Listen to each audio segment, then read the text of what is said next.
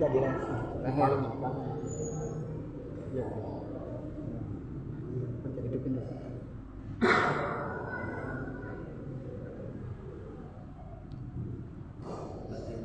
Bismillahirrahmanirrahim. Assalamualaikum warahmatullahi wabarakatuh. Rabbi bil Mustafa balligh maqasidana waghfir lana ma mada ya wasi'al karami ya Rabbi bil Mustafa balligh maqasidana waghfir lana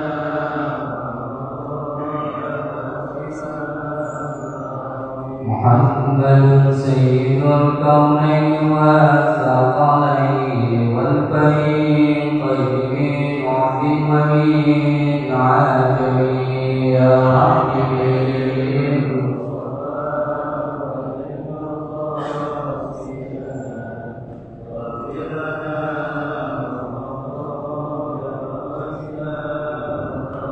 هو الحبيب الذي ترجى شفاعته لكل أمر بلا الأول المقتحم يا رب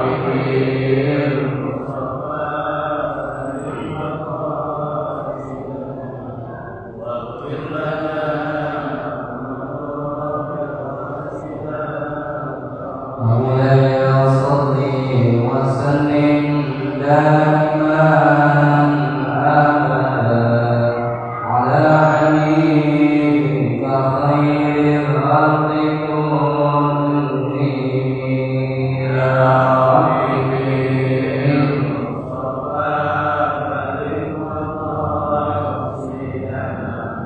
واغفر لنا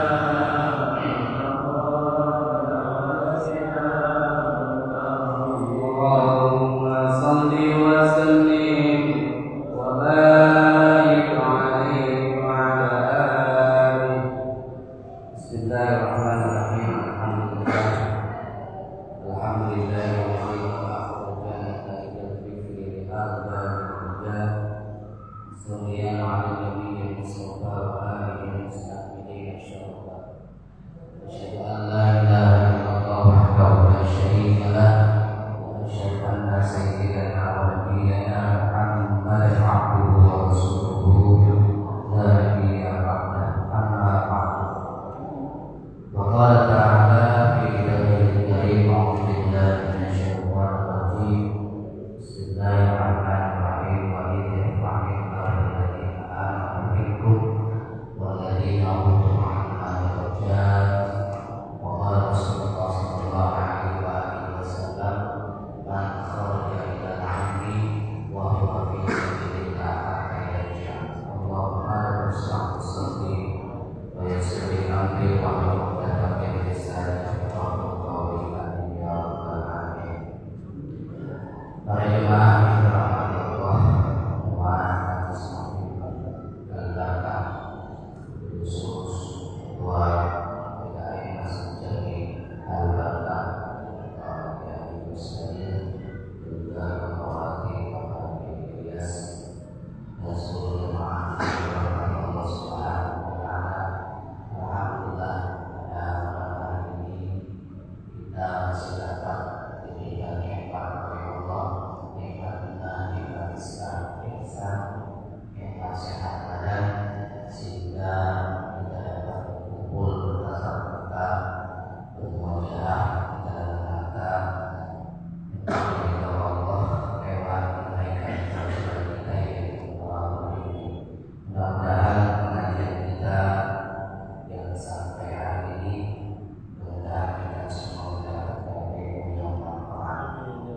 Salam serta salam semoga Allah senantiasa mencurahkan kepada junjungan baginda Nabi Muhammad sallallahu alaihi wasallam dan keluarganya, para sahabat, tabi'in, tabi'in dan kita selalu makin mudah-mudahan kita semua yang mendapatkan syafaat dari Rasulullah sallallahu alaihi wasallam.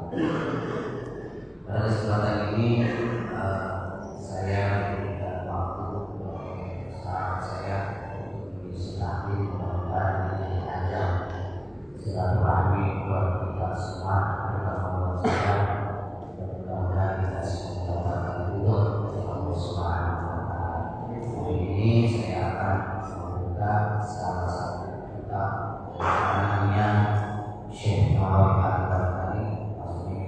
disahkan beliau memberikan masalah riba. Maka dari kita lagi kita yang membaca surat Al-Fatihah. Ala hadihi wa ala hadihi sholihat wa ala Nabi Mustafa Muhammad Rasulullah sallallahu alaihi wa alihi wasallam wa ala alihi wa ashabihi wa alihi wa ahlihi wa syukurillah lahum al-Fatihah.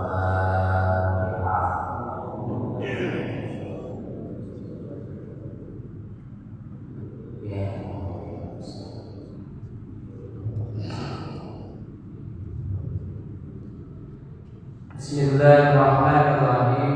Qala al-mu'allifu rahimahullah wa nafa'na wa nafa'ni bi umuri fid dharain.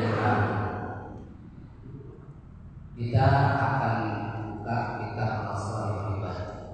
Kitab ini artinya nasihat untuk hamba Allah bil isti'dad ila yaumil ma'ad. Sekaligus ini kitab buat persiapan kita, persiapan kalau kita ini nanti akan meninggalkan dunia, betul ya? Karena nggak semua orang itu hidup bakal lama di alam dunia. Paling lama kita hidup di alam dunia ini berapa? 60, 63. Itu udah pesan ya.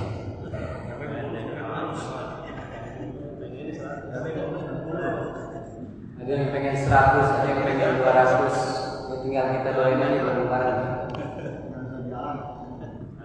Maka hidup di alam dunia ini yang paling terpenting buat kita itu adalah di dunia kita dapat bahagia, di akhirat juga. Hanya doanya kita setiap hari itu apa? Ditutup dengan Rabbana atina fid dunya fil akhirati hasanah. Makanya ada satu hadis dalam kitab ini yang disampaikan oleh Rasulullah sallallahu alaihi wasallam. Apa katanya? Ini kitab ini kalau sanadnya itu diijazahkan. Ajazani bihi an-'allamah as-sayyid Ahmad al-Musawi al-Misra ba'da an ajazani bihi as-Sayyid Abdul Wahab bin Ahmad Farhat Asy-Syafi'i min an-Masyayikh musalsalan. Jadi hadis ini musalsal. Musalsal itu terus nyambung dari si anu. Dari siapa terakhir? Anin Nabi dari bin Umar Amr bin As anin Nabi sallallahu alaihi wa alihi wasallam. Jadi hadis ini sudah dikategorikan sahih. Hadisnya sudah nyambung musalsal dari si A, si B, si C sampai terakhir kepada Nabi Muhammad sallallahu alaihi wasallam. Apa sabda Rasul? Ar-rahimuna yarhamuhumur rahmanu tabaraka wa ta'ala. Irhamu man fil ardi yarhamkum man fis sama. Ar-rahimuna, orang-orang yang memberikan curahan rahmat, orang-orang yang memiliki sifat kasih sayang. Yarhamuhumur rahman, maka Allah akan turunkan rahmat buat dia. Irhamu man fil ardi, maka sayangilah oleh kalian, kasih sayanglah kalian man fil ardi, kepada makhluk-makhluk yang ada di alam dunia, kepada makhluk-makhluk yang ada di bumi. Yarhamkum man fis sama, yarhamkum man fis sama. Kalau kita bisa menebarkan rahmat, kalau kita bisa menebarkan kasih dan sayang kepada makhluk-makhluk yang ada di bumi, yarhamkum man fis sama, maka kita akan mendapatkan kasih sayang juga dari siapa? man bis sama, dari makhluk-makhluk yang ada di langit. Kira-kira yang ada di langit siapa? Makhluk-makhluk yang ada di langit itu adalah para malaikat. Jadi perintah yang pertama Rasul mengajarkan kepada kita, tebarkanlah kasih sayang. Orang-orang yang menebarkan kasih sayang kepada sesama makhluknya, maka malaikat pun akan memberikan rahmat, menurunkan kasih sayang kepada kita. Apa sih rahmat? Rahmat itu ar-rahimun. Ini kalau kita ini orang Islam, dan insya Allah kita semua termasuk orang-orang yang iman. Ada orang yang dikasih dunia, tapi dia belum tentu dapat akhirat. Ada orang yang senang di dunia, tapi dia belum tentu senang di akhirat. Ada orang yang kaya di dunia, tapi dia belum tentu kaya di akhirat. Kira-kira kita pilihnya yang mana? Mendingan miskin di dunia tapi kaya di akhirat, atau mendingan kaya di dunia, di akhirat kita belangsak? Mendingan mana kalau suruh milih? Kamu suruh milih?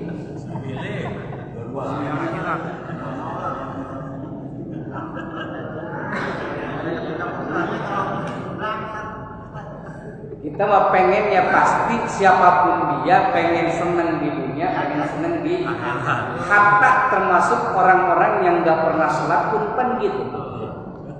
Pengennya di dunia kaya raya, mudahnya foya-foya, hidupnya kaya raya, matinya masuk surga. Tapi sholat ada, puasa ada.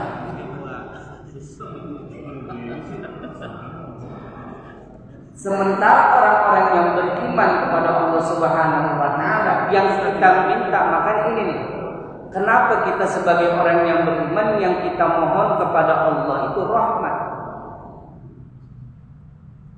Karena rahmat itu apa?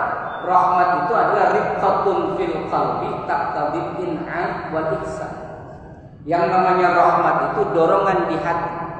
Dorongan yang timbulnya di hati sehingga dia tergerak untuk menebarkan rahmat, memberikan kasih sayang, memberikan nikmat dan kebaikan. Itu namanya rahmat. Nah, kita sering baca setiap aktivitas itu mengucapkan basmalah, yaitu bismillahirrahmanirrahim. Ada dua sifat Allah, yaitu ar-Rahman dan ar-Rahim. Nah, ar-Rahman ini dan ar-Rahim inilah kalau disatukan itu yang disebut dengan rahmat. Jadi Rahman dan Rahim disatukan dua sifat Allah, jadilah yang disebut dengan rahmat. Apa Rahman, apa Rahim?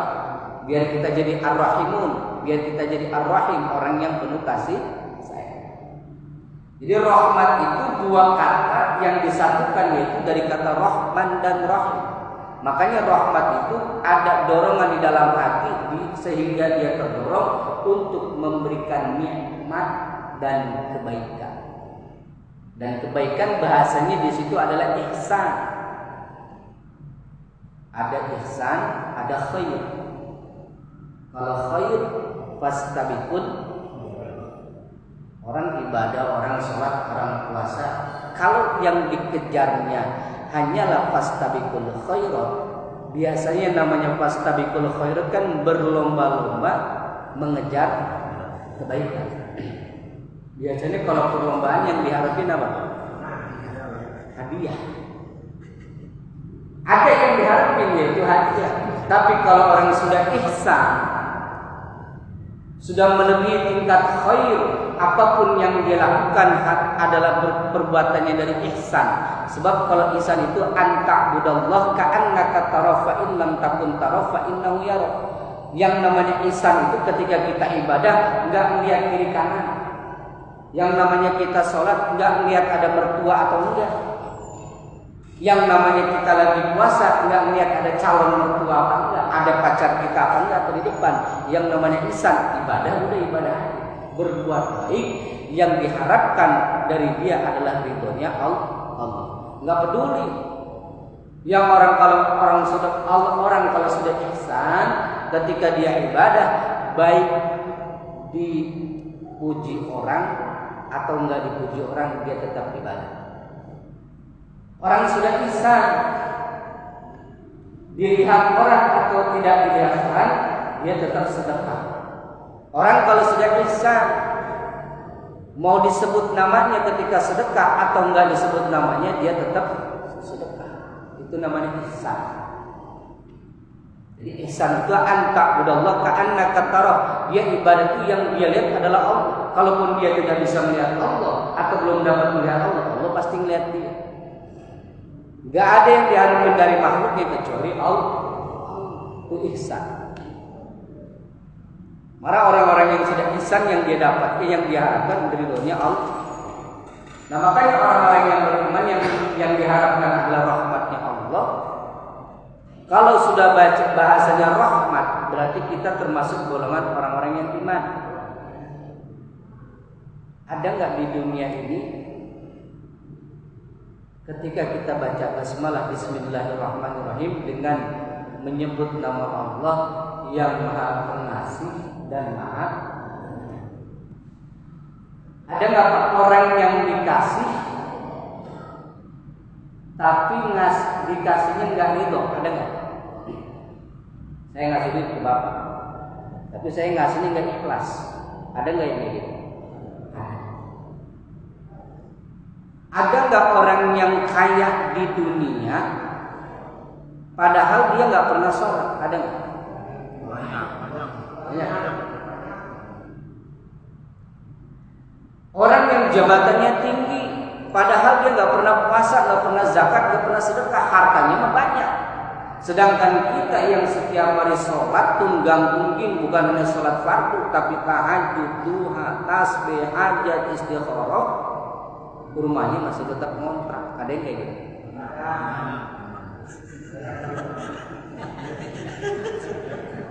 Salah nggak kalau kayak gitu? Hah? Salah nggak kalau kayak gitu? Sholat mau sholat, puasa mau puasa, sedekah mau sedekah, tapi kita hidupnya masih ngontrak rumahnya. Salah nggak berarti ibadah kita? Nggak ada yang salah. Nggak ada yang salah ibadah kita. Kenapa? Karena kita harus perhatikan nih, ibadah kita, sholat kita itu bukan karena untuk kekayaan, bukan karena untuk materi, tapi sesungguhnya ibadah kita, puasa kita, sholat kita, inna sholati wa nusuki wa mahyaya wa mamati lillahi rabbil itu. Kalau ibadah kita, sholat kita, puasa kita, haji kita hanya untuk Allah, bahkan hidup dan mati kita hanya untuk Allah, nggak masalah kalau kita sholat tapi rumah kita masih tetap ngontrak. Nggak masalah Ustaz, kontrakan saya kecil, bahkan saya punya kontrakan, saya tinggal di kontrakan itu, kontrakan saya RSSSSSS. Udah bukan RS lagi, bukan rumah sederhana tapi RSSSS. Apa RSS? Rumah sangat sederhana, rumah sangat sempit sekali, semennya satu, selonjor saja susah. Tapi dia tetap sholat. Nah itulah orang-orang yang beriman kepada Allah. Walaupun di dunianya diam seperti itu, nggak ada yang salah di dunia. Tapi kalau dia masih tetap ibadah kepada Allah, yakin nanti di akhirat dia akan mendapatkan yang layak lebih dari apa yang dia dapatkan. Itu Pak. Jadi kalau yang sekarang masih rumah ngontrak, santai ya. Biarin tuh orang-orang yang kaya tapi nggak pernah sholat, biarin. Itu udah haknya Allah. Kenapa? Karena Allah punya dua sifat, yaitu Ar-Rahman dan Ar-Rahim. Apa Ar-Rahman? Ar-Rahman itu Allah memberikan nikmat di dunia yang besar kepada siapapun yang Allah kehendaki. Nggak terkecuali baik itu orang yang sholat atau yang nggak pernah sholat, baik itu orang yang pernah puasa ataupun yang nggak pernah puasa. Kalau Allah punya kehendak, innama amru idza arada syai'an ayyaqula lahu kun. Dia minta apa aja Allah kasih. Ustaz, kalau begitu berarti pilih kasih kan? Allah punya hak. Allah punya mau, Allah punya kehendak. Ada orang yang kaya walaupun dia nggak pernah sholat. Udah terbukti banyak. Tapi apakah hidupnya bahagia? Nah, kalau bicara kebahagiaan, inilah yang disebut dengan hati. Hati itu hanya dimiliki oleh orang-orang yang beriman. Orang-orang yang bukan hanya ingin mendapatkan ridho dari Allah di dunia, tapi dia ingin mendapatkan ridho dari Allah di akhirat. Makanya yang kita inginkan adalah bukan hanya senang di dunia, bukan hanya rahmannya Allah, tapi rahimnya Allah. Bukan hanya dikasih, tapi juga Allah senang ngasih. Bapak pernah marah sama istri bapak, karena istri bapak setiap hari pakai uang belanja itu nggak pakai ukuran. Kira-kira begitulah. Ini ibu ada nggak Pak? Ada. Nah. Tiba-tiba uang bapak pas kebenaran nggak punya uang cash. Sementara setiap hari bini kita mesen COD-an. Bentar-bentar beliku paket. Nah. Atas nama paket setiap hari beli paket COD segala macam, akhirnya uang kita sudah nggak ada lagi di kantong. Bini kita tetap minta uang. Saya yakin kalau bapak ngasih duit sama istrinya dengan cara menghinakan istrinya, saya yakin istrinya pasti marah. Istrinya pasti sakit hati. Ngasih duit lu setiap hari, duit lu. Akhirnya kesel ke bapak melemparin duit 10 juta kepada istrinya. Plok, makan tuh duit. Saya yakin bapak cari memberikan dengan cara yang kayak gitu, berarti bapak nggak ikhlas. Dan saya yakin ketika istri dikasih duit 10 juta dengan cara dilemparin ke mukanya, istrinya sakit hati. Istrinya merasa terhina, nangis pasti istrinya Pak. Bener gak? Tapi pertanyaannya duitnya diambil nggak begini?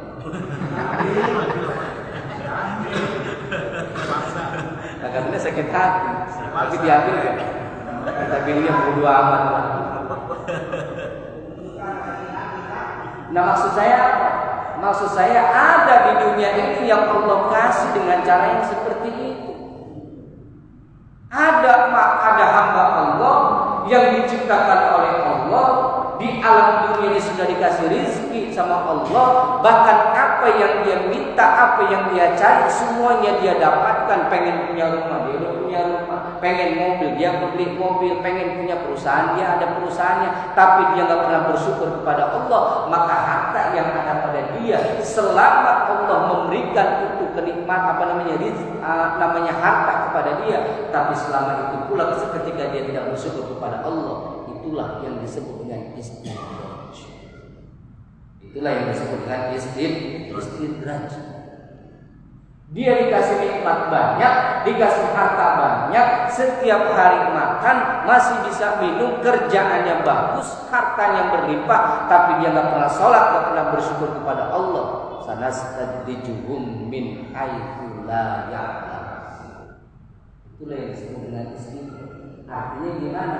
Dia hanya mendapatkan nikmat di dunia, tapi selama dia mendapatkan semua itu, dia tidak pernah ada rasa kebahagiaan. Tidak ada rasa bersyukur. Kenapa? Karena tidak ada rasa bersyukur. Harta yang dia punya, jabatan yang dia pegang, selama dia punya harta, selama dia punya jabatan, di hatinya nggak pernah ada rasa puas.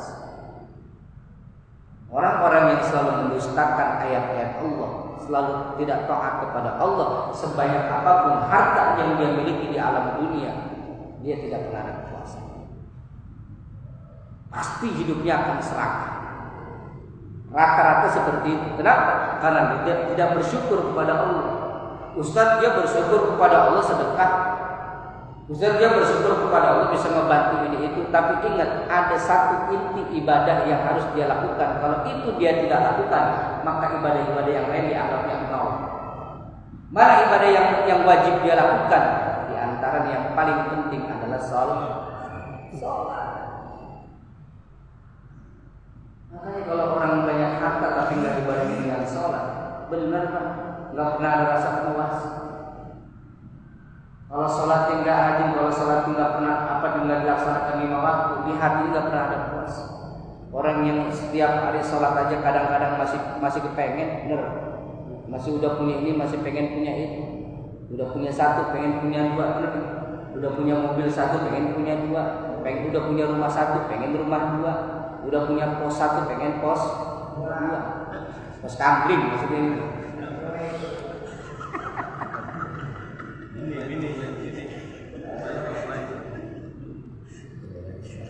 Kenapa? Karena di hatinya belum ada rasa syukur kepada Allah. Jadi intinya orang-orang yang hanya mendapatkan rahmatnya Allah, dia hanya mendapatkan kesenangan di dunia. Di zaman Nabi Musa, umatnya Nabi Musa, kaumnya Nabi Musa teriak, Musa, kalau memang Allah Tuhan itu ada, coba. Kami minta rezeki dari Tuhan. Kami minta makanan, kami minta kesenangan, kami minta ini dan itu. Nabi Musa dites oleh kaumnya sendiri supaya membuktikan kalau memang Tuhannya Nabi Musa itu adalah kuasa dan maha kaya. Lalu Allah jawab, dikasih sama Allah. Tapi ingat apa kata Allah? Rabbana atina fid dunya hasanah wa ma lahu fil akhirati min khalaq. Mereka minta kepada Allah, teriak kepada Allah, Musa, mintain sama Tuhan. Kami minta ini, minta itu. Apa kata Allah? Kasih apa yang mereka inginkan. Berikan apa yang mereka inginkan, minta dunia dikasih semua. Wa ma lahu fil akhirati min khalaq, tapi di akhirat nanti dia tidak mendapatkan apa-apa. Ustaz, mohon maaf, ini ada orang yang nggak pernah sholat, katakanlah, mohon maaf, katakanlah dia nggak pernah sholat, nggak pernah puasa, tapi orang yang baik, benar, dermawan, bahkan dia non-muslim, Ustaz, baik. Malah baik-baiknya mengalahin kita yang sering sholat. Nah, sementara kita yang setiap hari sholat, koreknya luar biasa. Ini Ustaz yang nggak pernah sholat tapi kaya, tapi orangnya baik, dermawan. Mau apa tuh? Kadang-kadang malah dia bantu masjid kok. Kadang-kadang bantu majelis taklim. Ustaz gimana tuh kayak gitu? Sementara dia non muslim. Mohon maaf. Kita tidak bermaksud membedakan antara muslim dan non muslim, tapi Allah punya kehendak. Tapi kalau bicara hukum, maka orang-orang yang seperti itu yang tidak pernah taat kepada Allah, walaupun dia baik di dunianya, maka satu-satunya kebaikan itu akan dibayarkan semuanya di dunia. Semuanya dibayarkan di dunia, Pak. Bahkan terakhir nanti dia dibayarkan adalah Allah gampangin sakaratul mautnya. Itu terakhir tuh. Sakaratul mautnya dimudahkan, meninggalnya gampang. Udah terakhir, semua balasannya sudah diselesaikan dunia. Kalau dia bukan orang yang beriman. Jadi kalau orang-orang yang nggak punya iman di hatinya kepada Allah Subhanahu Wa Taala, sebanyak-banyaknya harta, sebaik-baiknya dia, maka nanti semua kebaikannya hanya dibalas di alam dunia. Terakhir dibalasnya adalah Allah mudahkan sakaratul maut. Selesai. Di akhirat dia nggak dapat apa? Wa ma lahu fil akhirati min. Kenapa? Karena dia tidak beriman kepada Allah. Kira-kira, makanya saya tanya lagi, kira-kira mendingan kaya di dunia tapi di akhirat belangsak, atau mendingan di dunia belangsak atau kaya di akhirat? Yang ketiga jadi ada kalau ketiga nanti putaran kedua. Makanya ketika kita bicara ar-rahim, orang-orang yang menurunkan rahmat. Siapa orang-orang yang menurunkan rahmat? Orang yang menebarkan kasih dan sayang. Tuh, kasih dan kita bukan hanya dikasih tapi juga disayang. Jangan sampai kita dikasih sama Allah tapi Allah nggak sayang sama kita. Bagaikan anak kecil yang minta uang jajan ngerengek-rengek nangis padahal tuh anak kecil nggak ada kerjaan. Setiap hari mintanya jajan, setiap hari mintanya uang, disuruh sama orang tuanya beli ini beli itu nggak mau. Kenapa? Karena anak kecil itu hawanya pengen main terus. Yang namanya anak kecil hawanya pengen seneng terus. Yang namanya anak kecil pengen jajan terus. Dia nggak mau disuruh kerja ini itu karena itu jiwa anak kecil. Kita punya anak Pak, ya jajan kita kasih 2.000. Nggak lama kemudian, 5 menit kemudian, ya jajan kasih lagi 5.000. Setiap hari bahkan lebih dari 3 kali sampai kita ngomong, kamu tadi uang 5.000 udah, 10.000 udah, sekarang masih minta lagi. Itu anak gak kita kasih, nangis Pak. Akhirnya kita kasih dengan cara dilempar, nih awas minta lagi Pak. Kita ngasih dengan cara dilempar, nah, sementara kita nggak pengen Allah memberikan rezeki sama kita dengan cara Allah melempar ke muka kita. Artinya Allah nggak ridho dengan pemberiannya. Kenapa? Dia hanya mendapatkan rahmannya Allah, tapi nggak mendapatkan rahimnya Allah. Emang begitu Ustaz perbedaannya rahman dan rahim, benar. Makanya Bismillahirrahmanirrahim itu Pak, kalau di pesantren kita artinya Bismillahi kalawan lebat dengan Allah. Ar-Rahmani sifatnya Allah kang maparin nikmat dunia, nikmat ing dalam dunia, nikmat gede ing dalam dunia. Ar-Rahimi tur sifatnya Allah kang maparin nikmat cilik ing dalam akhirat. Jadi rahmat itu Allah memberikan nikmat di dunia yang sifatnya sementara, sedangkan rahim Allah akan memberikan nikmat hanya didapatkan di kepada siapa? Hanya orang-orang tertentu. Bisa jadi dia mendapatkan dua-duanya. Siapa yang mendapatkan dua-duanya? Yaitu adalah orang-orang yang beriman yang mendapatkan rahman dan rahimnya Allah. Makanya Bismillahirrahmanirrahim itu jadi kunci buat kita dalam setiap aktivitas. Untuk apa? Untuk membuktikan bahwa kita ini adalah makhluknya Allah. Bukan hanya kita sebagai makhluknya Allah, ketika kita membaca Bismillahirrahmanirrahim, mudah-mudahan itu jadi tanda bahwa kita orang-orang yang beriman. Jadi rahimnya Allah itu, jadi makna rahman dan rahim. Yang rahman dan rahim itu nikmat di dunia yang Allah berikan di dunia kepada siapapun yang Allah kehendaki. Siapapun makhluk yang sudah Allah ciptakan di alam dunia ini, Allah memberikan nikmat dengan rahmatnya. Yang kaya yang laki-laki, yang perempuan, yang muslim, yang non muslim, yang tukang salat atau yang tukang maksiat, Allah kasih. Kenapa? Karena Allah punya hak memberikan nikmat di dunia kepada ciptaannya, kepada makhluknya, walaupun dia nggak punya salah. وَمَا مِنْ دَابَّةٍ فِي الْأَرْضِ إِلَّا عَلَى اللَّهِ رِزْقُهَا. Dan tidak ada satu binatang melata pun kecuali sudah diatur rezekinya oleh Allah. Jangankan kita manusia yang hambanya Allah, yang taat kepada Allah, bahkan binatang-binatang pun Allah sudah atur rezekinya. Binatang yang besar, bahkan binatang yang kecil sekalipun yang tidak kelihatan sama mata kita, itu sudah diatur rezekinya oleh Allah. Sudah pasti dikasih rezeki. Binatang yang paling kecil, apa binatang yang paling kecil? Butuh air. Ada nggak rezekinya itu buat dia? Ada. Sudah diatur rezekinya oleh Allah. Makanya kadang-kadang kita suka berpikir hidup di alam dunia ini rezekinya sudah pasti, benar kan? Sudah pasti dapat. Tinggal masalah ukuran gede, besar atau kecilnya tergantung ukuran kita mencari nafkah. Sebab sebesar dan kecilnya itu Allah tetap punya kehendak. Kita nggak bisa ngiri sama orang yang lebih kaya dari kita.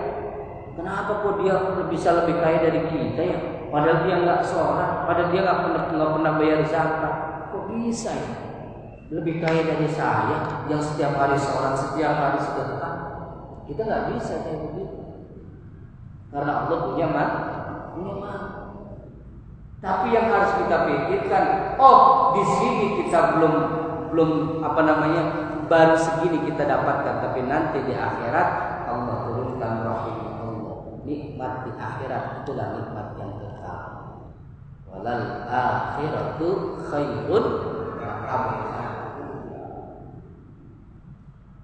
Nikmat di akhirat itulah nikmat yang paling baik dan yang paling kekal. Wal akhiratu khairun laka minal. Jadi, nah, biar kita mendapatkan itu semua, biar kita mendapatkan rahmat dan rahim, biar kita mendapatkan rahmatnya Allah, maka di alam dunia Rasul mengajarkan kepada kita, jadilah orang-orang yang menebarkan rahmat, yang menebarkan kasih sayang. Ya Pak, apalagi sekarang hidup di alam dunia ini serba susah, katanya begitu. Katanya, yang ngomong susah berarti ngomongnya serba susah. Mau ini susah, mau itu susah, ke WC aja kita bayar. Kalau tempat umum kan gitu, mau buang air aja bayar 2.000. Kalau kita dibilang susah, jadi susah. Ya bagaimana kita mendapatkan rahmat Allah? Maka di dunia ini kita banyak-banyak tebarkan rahmat. Kalau kita pengen dapat rahmatnya Allah, satu, jangan pernah meninggalkan ibadah. Yang kedua, banyak-banyak zikir, banyak-banyak sholawat kepada Rasulullah SAW. Karena kata Rasul, man shalla alaihi sholatan marrah, sallallahu alaihi wasallam. Siapa yang bersolawat kepadaku 1 kali, maka Allah akan bersolawat kepadanya 10 kali. Nah, ini juga perlu kita maknai. Barang siapa yang bersolawat kepadaku, kata Rasul 1 kali, maka Allah akan balas dengan solawat 10 kali. Maksudnya gimana? Siapa orang yang bersolawat kepadaku 1 kali, maksudnya adalah solawat itu ketika kita bersolawat kepada Rasul itu berarti kita mendoakan Nabi supaya Nabi diturunkan, dicurahkan selalu rahmat dari Allah Subhanahu wa ta'ala. Sedangkan rahmat tadi sudah saya katakan, yang disebut dengan rahmat itu gampangnya adalah nikmat dan kebaikan. Jadi siapa orang yang mendoakan Nabi dengan cara bersalawat, maka Allah akan bersalawat kepada kita. Maksudnya Allah bersalawat kepada kita adalah Allah bakal nurunkan rahmat kepada orang yang bersalawat 1 kali, Allah balas dengan curahan rahmat 10 kali. Berarti ketika kita bersalawat 1 kali, maka Allah akan turunkan 10 kenikmatan dan 10 kebaikan kepada orang-orang yang mau Makanya kita nggak boleh Pak anti sama sholawat. Mau ngaji buka dulu sholawat, mau berdoa awali dengan sholawat, diakhiri dengan sholawat. Biar apa? Rahmat dibuka dengan rahmatnya Allah, ditutup juga tuh. Ditutup juga kita dapatkan rahmatnya Allah. Sallallahu alaihi wasallam. Ar-rahimuna yarhamhumur rahman tabaraka wa ta'ala. Jadi orang-orang yang berbuat rahmat, menebarkan kasih sayang. Ya kan, karena agama kita dan nabinya itu adalah wa ma arsalnaka illa rahmatan lil alamin. Nabi itu diutus oleh Allah untuk menebarkan rahmat. Maka ketika nabinya sudah wafat, Rasulullah SAW sudah wafat, maka rahmatnya inilah yang ditebarkan oleh kita. Maka kita sebagai umatnya Nabi juga diperintahkan oleh Rasul untuk menebarkan rahmat, kasih sayang. Bukan hanya kita senang sama orang, tapi juga sayang. Makanya kita nanti doanya Rabbana atina fid dunya hasanah wa fil akhirati hasanah. Di dunianya bahagia, di akhiratnya. Sampai kita bahagia senang di dunia, tapi di akhirat nggak dapat apa-apa. Atau sebaliknya. Ma arsalnaka illa rahmatan lil alamin. Allah memerintahkan kita untuk menebarkan rahmat di dunia, apalagi sekarang sebentar lagi musim pemilu, musim capres, cawapres segala macam. Awas nih, jangan gara-gara beda pilihan berantem, jangan gara-gara beda capres cawapres berantem, musim A, musim B, nggak boleh masuk masjid sini. Awas, jangan sampai kayak begitu. Itu namanya bukan penebaran rahmat, tapi justru saling apa? Saling menghujat. Yang diperintahkan oleh Rasul tebarkan rahmat, bukan menebarkan saling hujat menghujat. Kenapa? Karena biar bagaimanapun ini semua adalah kehendaknya Allah. Semua adalah kehendaknya. Yang harus diperhatikan oleh orang-orang yang beriman adalah ketika yang dia inginkan belum dikabul oleh Allah atau tidak dikabul, tidak sesuai dengan keinginannya, maka itulah yang terbaik menurut Allah, bukan menurut kita. Kan kadang-kadang kita pengennya begitu, apa maunya kita itu adalah yang terbaik buat Allah. Tapi ternyata Allah memberikan pilihan lain, berarti itu belum tentu buat kita saat ini. Kita belum siap atau belum pas waktunya. Itu namanya rahmat. Kalau kita sebagai orang yang beriman, ketika kita berkehendak, tapi Allah juga punya kehendak, maka kita harus menerima yang pastinya kehendak Allah. Ar-rahimuna, orang-orang yang menurut ayat berbuat rahmat. Kalau sejauh-jauh Pak kita berbuat rahmat itu kepada hal-hal yang paling kecil. Pada hal-hal yang paling kecil, kita punya tetangga, punya saudara, bahkan kita punya piaraan mungkin. Kita punya piaraan, atau kita gak punya piaraan. Ada datang kucing, kita lagi makan siang, kucing ngeong-ngeong. Kira-kira kalau kita senang sama binatang itu kita kasih bangsa pulang-pulang mah. Tapi kalau kita lagi gedeg, apalagi punya permasalahan, kita lagi makan siang sama bini kita, kucing lewat ngeong-ngeong, bukan dikasih tulang, bukan dikasih boro-boro dikasih daging, tulang juga kagak, itu kita tendang kucing. Dosa itu namanya perbuatan zalim. Sama ayam bukannya dikasih makan, malah ayam diadu-adu. Kita juga sama tetangga kiri kanan. Sama tetangga kiri kanan, jangankan sama tetangga kiri kanan sampai hingga kita kenal aja ketika datang pengemis, ketika datang orang yang minta sedekah, kan kita udah ketahuan nih kalau yang datang. Kalau suaranya assalamualaikum, wah pasti ini pengemis. Udah tahu tuh kalau salamnya model kayak gitu. Dan semua pengemis hampir sama salamnya kayak gitu. Nggak tahu kompresnya gimana. Tapi kita juga jawabnya serempak sama.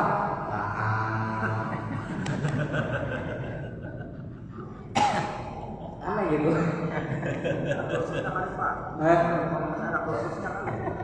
Ada khusus di mana?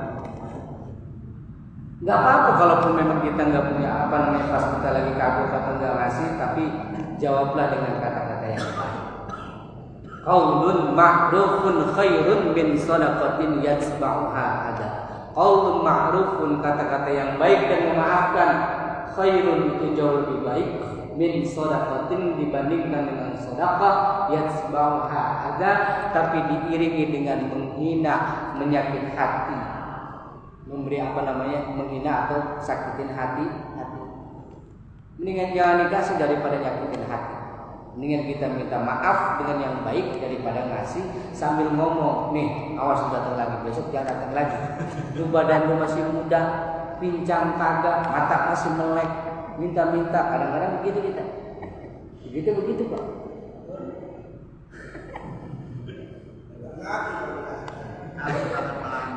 Karena kenapa? Udah gitu orangnya dia mulu ya. Maning-maning baik. Allah itu kita nggak tahu. Allah itu bisa jadi menurunkan walinya atau menurunkan malaikatnya bukan dengan ciri orang yang compang-camping atau yang sudah tua.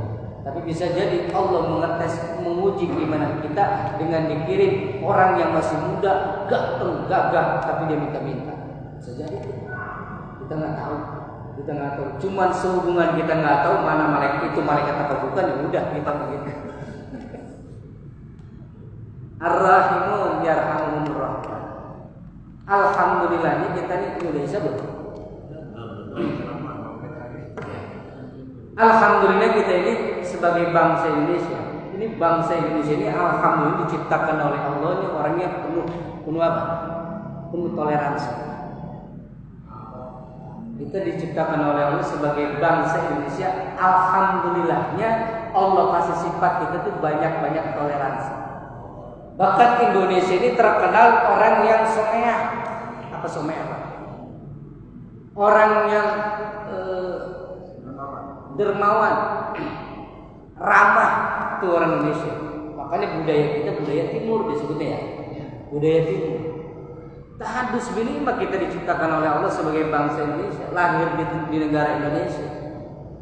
Orang Indonesia itu terkenal someah, ramah, penuh adab. Apalagi kepada ulama, kepada kiai, oleh habaib. Kita kepada kiai, kepada habib cium tangan bolak-balik, orang tua cium tangan bolak-balik.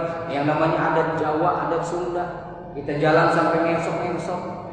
Karena orang yang ada depan kita orang yang kita sangat hormati. Beda dengan orang luar negeri yang emang gaya Eropa seperti itu. Tapi Allah ciptakan kita lahir di negara Indonesia, terkenal dermawan, terkenal penebar rahmat, terkenal kita. Ya bukan hanya di negara Eropa, bahkan di Arab itu udah paling terkenal kita. Di Arab, di Saudi, di Mekah, Madinah, siapa yang gak kenal orang Indonesia?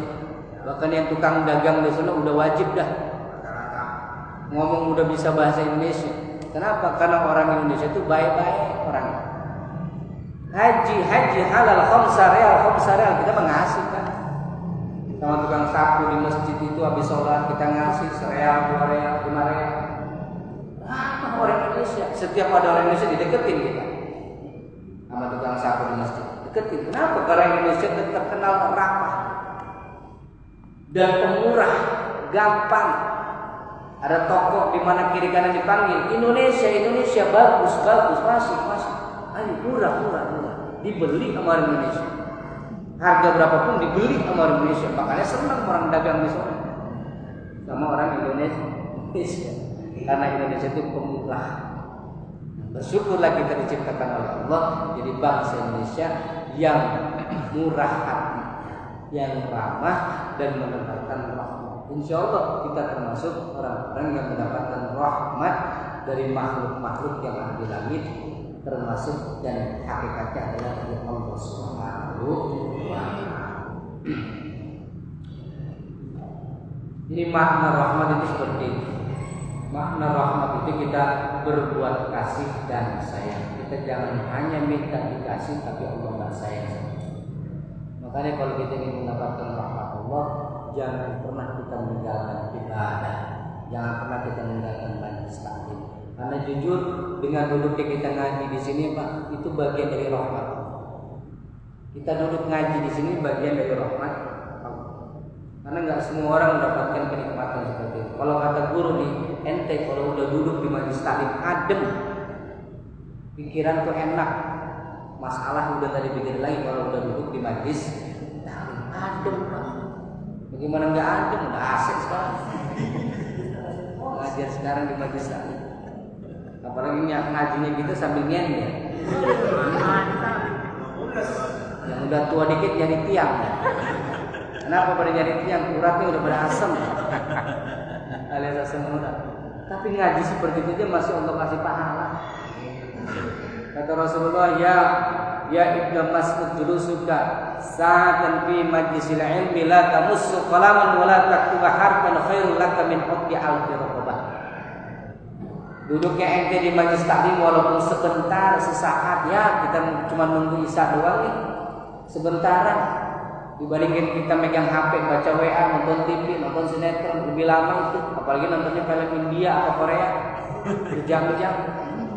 Kita ngaji paling sejam paling lama nunggu isya. Udah gitu kita ngajinya la tamussu qalaman wala taktubu harfan, enggak bawa pulpen, enggak nyatet satu huruf pun, cuma dengerin doang. Jiping ngaji, jider ngaji sambil nyantet. Lama-lama saking khusunya, saking ademnya jiler ngaji sambil nyiler. dengerin doang. Tapi kata Rasul enggak nyatet, cuma dengerin doang. Khairul laka min 'abdi alfi raqabah, pahalanya jauh lebih banyak, lebih baik ketimbang ente bersedekah di jalan Allah. Tuh Pak, pahalanya tuh. Pahalanya dibandingkan sedekah lebih bagus ngaji. Kok bisa gitu Ustaz? Mulai besok saya ngaji aja dan enggak usah sedekah. Pelit emang itu orang. Betul, ada orangnya. Ya. Ngaji doang, ngaji doang, ngajinya kita nih pahalanya lebih besar ketimbang sedekah. Kenapa? Karena sedekah juga perlu pakai ilmu. Kalau sedekah nggak pakai ilmu, acak-acakan. Nah, inilah yang dimana Allah satu hadis tentang rahmat Allah. Tanya. Mamik, ada mana ya? Silakan tanya. Ada yang mau tanyakan 5 menit. Ayo, selamat tanya nih. Assalamualaikum. Tanya nggak ada kan? Alhamdulillah. Masalah wudhu ini kan ada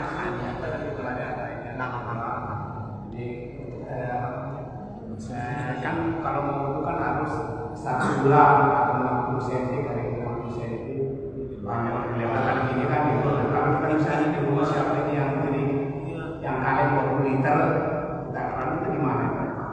20 itu kalau ukuran liter 265 liter.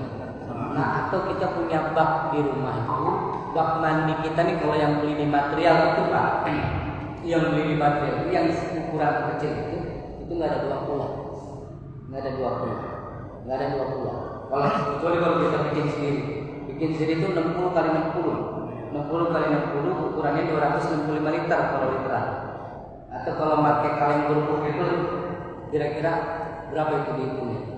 Jadi 265 liter atau 60 kali 60. 60 kali 60 itu sudah 20. Nah, kalau ternyata air di kolam kita nggak ada kurang dari 20, maka cara wudhunya jangan dikobok.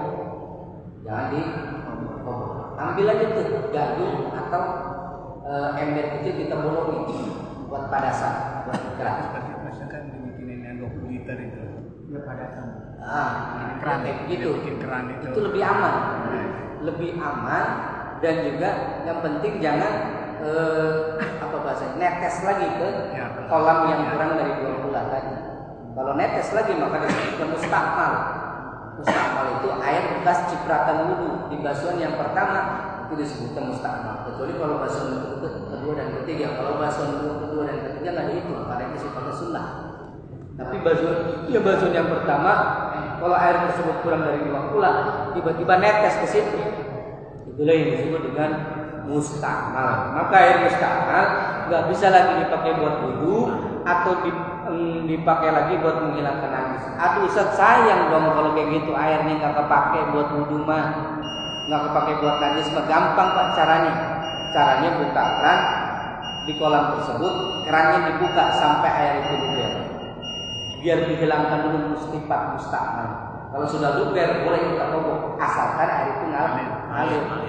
Nanti kalau sudah ngalir, udah penuh alirannya seolah-olah itu sisa-sisa mustakmal terbuang, baru kita tutup lagi. Tapi kalau di kamar mandi ini kan ada WC misalnya maka bisa kita juga air yang ini kita padu di situ. Boleh, asalkan hati-hati jangan sampai netes ke klosetnya. Jangan sampai netes ke kloset. Ini kadang-kadang kita wudhu dekat WC. Sementara kita dekat-dekat sama WC. Ketika wudhu di basuhan pertama, netes ke kloset. Nah, kloset itu bisa jadi niprat ke badan kita, maka badan kita jadi kena najis. Makanya baik-baik jaga jarak aja dah. Dan usahakan dianjurkan kalau kita punya kolam di rumah kita, jangan yang di bawah pinggang bikinnya. Usahakan di atas pinggang, sepusar. Usahakan begitu. Itu nanti urusannya fikih dan kita kalau ada waktu kita terangkan. Kasih Ustaz. Baik, saya sudah cukup ya. Kemudian saya akan manfaatnya banyak kita hari ini tentang Allah Subhanahu wa Taala.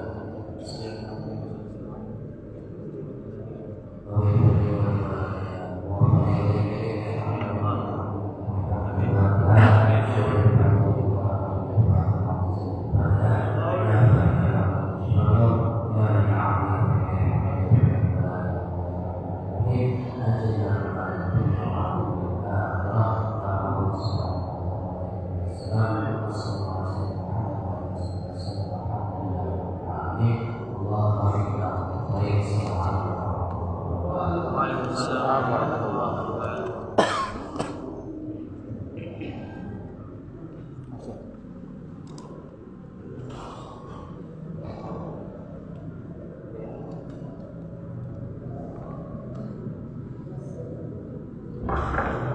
Di pasar Roda besok. Di pasar Roda besok.